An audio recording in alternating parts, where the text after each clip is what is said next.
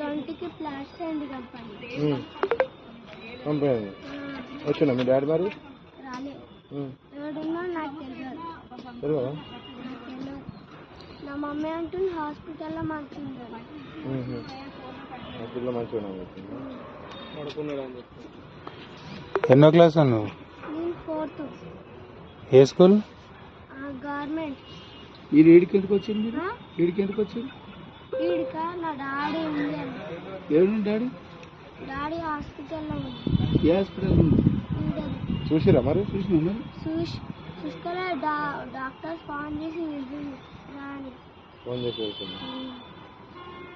మరి ఇప్పుడు చూసిపోతారు, చూసి తీసుకొని పోతారు మీ డాడీని? మాట్లాడతారా మీ డాడీ తోటి?